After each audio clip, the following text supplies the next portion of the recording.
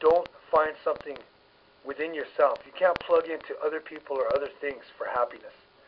You'll never fill that hole that's there. And it's hard for people that are drinking or doing drugs to understand that until they come out of it. Then you can look back and say, I understand what that hole was that wasn't filled before. But you have to fill that with your own, whatever you're going to be into. First of all, you can fill that with prayer, whatever way you pray. You know, you can fill that with self-respect, with loving yourself, trusting yourself. It's only when you deal with yourself and you start working on yourself that you can really love, understand, trust other people.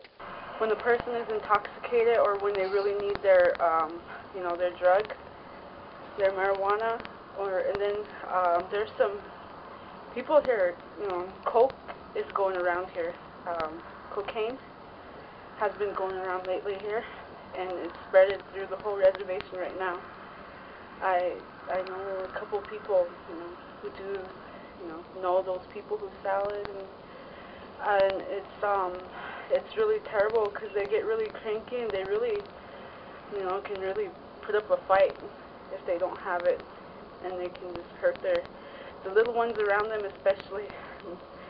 They're being neglected, and they get abused because the parent or whomever the person is wants their drug or their alcohol. On this reservation, believe it or not, they have a crime of emotional abuse. In other words, if the women have such control on this reservation, you can't complain about dinner, man. Otherwise, it's 911. Emotional abuse and off to jail. Wouldn't it be nice if that was the law in the United States? When you go to a big city, all you're going to learn is lie, cheat, and steal, and gangs, and drinking, and alcohol. And when you go back home, that's what you take back. What we need is some counselors here that, we have some, but it's not enough to go around. And that really disturbs me. We constantly send people to treatment, but actually there's no aftercare when they come back, so after a while they're back in the same boat again. So there's got to be some real serious things looked at here on this reservation. I know there's a lot of violence that's going on by drinking, and by hearing other people come and they tell me that they have a gang fight because of drinking.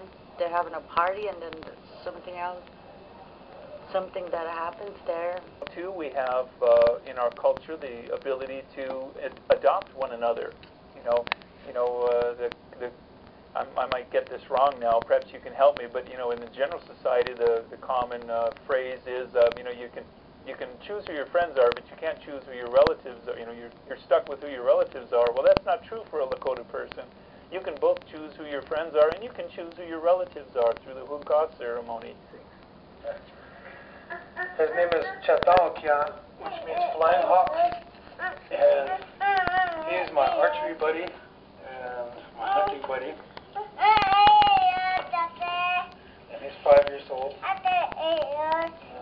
And he and my other boys probably puppy meat and at ceremony, and then buffalo meat, deer meat, fresh fish, vegetables.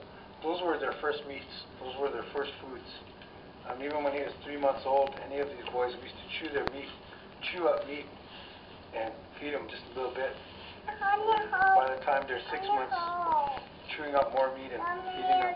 You see that? And this is your quiver here, Jake? Yeah, that's my bow and my arrows, and I made them the way they would have made them a long time ago, and this is what I hunt with. Can you show us? Sure.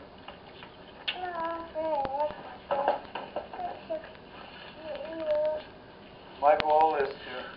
when it's hot. Oh, okay. Okay, one is good. My arrow, thank you. You made this yourself? Yeah. I make all my arrows. Made my bow. Mommy, you made my bow? You made my water? The first one you have is yours. If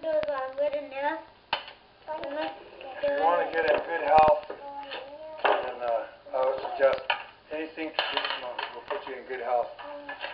This is 62 pounds of pull. We don't shoot like Europeans would shoot this way. We shoot instinctively. We shoot at a 45-degree angle like this. And where I let off my arrows is about 50 to 55 pounds, so it's enough to drop a buffalo. And I took down a buffalo off horseback with this bow.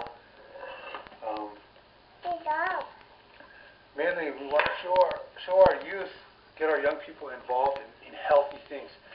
If you learn, exercise your traditional values.